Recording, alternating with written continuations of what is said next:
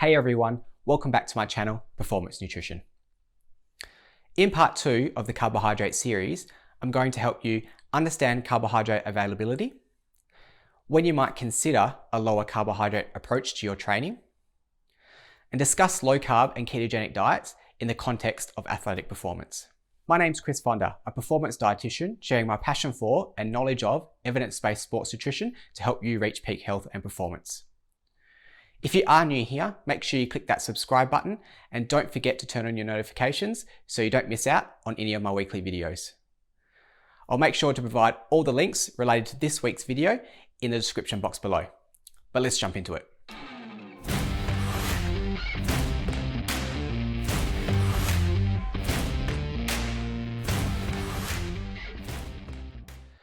So what is carbohydrate availability? Well, carbohydrate availability refers to the strategic timing of carbohydrate around specific training sessions to enhance performance or induce training adaptations. It is well known that high carbohydrate availability can improve athletic performance by providing the fuel source needed to compete at intensities needed to perform. But low carbohydrate availability, particularly around some training sessions, is showing some exciting initial results. In a landmark study by Hansen and colleagues in 2005, they implemented a novel exercise protocol in men consuming a standardized diet with 70% of total energy coming from carbohydrate. Each participant trained one leg in a low glycogen state and the other in a high glycogen state for 10 weeks. And both leg workloads were the same to remove the effect that training would have on the end result. After about 10 weeks, the researchers found that the leg that was trained in a low glycogen state was able to exercise twice as long compared to the leg that was trained with a high glycogen state. And they thought that this was due to an increase in the number of mitochondria, or the micro power plants of a cell that produce energy, making the muscle more efficient at burning fat as a fuel source. So it turns out that there appears to be a change in the muscle's machinery in favour of burning fat as a fuel source during periods of low muscle glycogen. However, whether this translates to enhanced performance is still being investigated.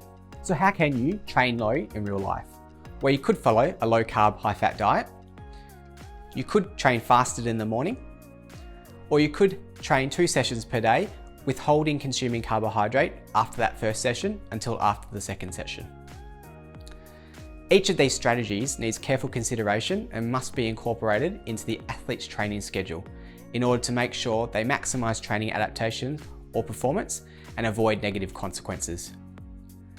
We do know that training low may increase an athlete's risk of falling ill, as carbohydrate ingestion during exercise has been shown to protect the immune system after heavy training periods. And it must also be noted that a lot of this research has been done within the endurance sport area. So the effects of training low in team-based, aesthetic or weight-making sports is less clear. What is clear though is that matching carbohydrate to each individual athlete's training program and individual fuel needs is still best practice to assist athletes maximise their results. And if you haven't already seen my previous video on daily carbohydrate requirements, stick around to the end and I'll provide a link to check that out. So what about low carb diets and athletic performance? Well, low carb, high fat or LCHF dietary approaches to enhance athletic performance has been continuously debated for over the past 30 plus years. In fact, every 10 years, the LCHF diet approach pops up with a new name, title or author of some sort. But despite this, scientists at the front line of sports nutrition research have yet to find conclusive evidence that the LCHF diet, whether it's ketogenic or not, is beneficial for athletes' performance. What has changed is the birth of social media. And this has provided an instantaneous platform for popular celebrities, wellness gurus, and sports personalities raving about LCHF diets being the only diet to enhance athletic performance. So what is a low carb diet? Well, based on a 2000 calorie or 8,400 kilojoule diet, a very low carb ketogenic diet will contain generally less than 50 grams of carbohydrate per day. A low carbohydrate diet will contain between 50 and 130 grams of carbohydrate per day. A moderate carb diet will contain between 130 and 250 grams of carbohydrate per day. And a high carbohydrate diet will contain greater than 250 grams of carbohydrate per day. In 2016, the most comprehensive and well-constructed study looking at the effect of low-carb ketogenic diets on elite endurance athletes was performed. Louise Burke and the team at the Australian Institute of Sport set out to examine if a low-carb ketogenic diet was able to improve exercise performance in real-life situations. The study consisted of 3 weeks of intensified, supervised and monitored training. And athletes were also required to follow one of 3 isoenergetic diets that was randomised: a high carbohydrate diet, a periodised carbohydrate diet, and a low carb or ketogenic diet. The low carb ketogenic diet was made up of less than 50 grams per day of carbohydrate, 78% of total energy coming from fat, at around about 2 grams per kilogram per day of protein. And what they found is that peak aerobic capacity increased after 3 weeks of intensified training, independent of dietary support. They also found that rates of whole body fat oxidation increased during exercise in the endurance athletes over a range of exercise intensities after they adapted to a LCHF diet. But despite this increase in rates of fat oxidation, this resulted in reduced exercise economy at speeds that reflected real-life race performance.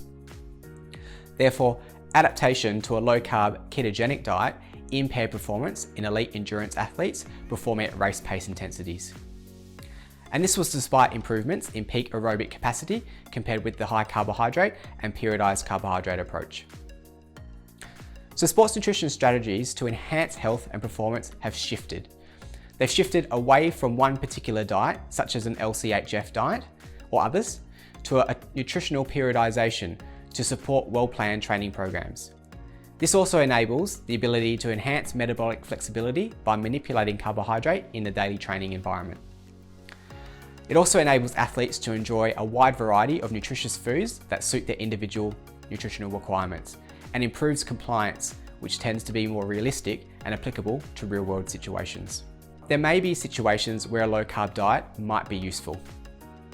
It may be useful in events involving prolonged low to moderate intensity exercise where there's no need to work at those high intensities, so for recreational endurance runners or those just exercising for health reasons. It may also be useful for those who may not be able to consume sufficient carbohydrate to meet current sports nutrition recommendations prior to or during exercise, such as those athletes that may suffer from gut upset, or there might be a lack of suitable options at the event. It also may be suitable to incorporate a low-carb, high-fat dietary approach into the daily training environment, but only under the supervision and guidance of a performance dietitian to maximise training adaptations. So what might be the negative consequences of a low-carb diet? Well, research is emerging that is finding that a low-carb dietary approach may have negative consequences beyond performance. And this includes reduced diversity of the gut microbiome, increased risk of upper respiratory tract infections, exacerbation of a leaky gut or intestinal permeability, and it may also increase the risk to bone health, cardiovascular disease, bowel cancer, and nutrient deficiencies. So carbohydrate is crucial for performance in the lead up to competition and also in the recovery period to prepare an athlete for the next event or game. Focus has shifted away from one diet to nutritional periodisation to support well-planned training programs and to enhance metabolic flexibility in the daily training environment. And this should be done under the guidance and support of a performance dietitian with the athlete, their coach, and the wider performance services team. If you've liked what you've heard in this video, give it a thumbs up, share this video, and add your comments below on topics you want to know more about. That's it from me for now. I look forward to seeing you again in the next video. Fonda out.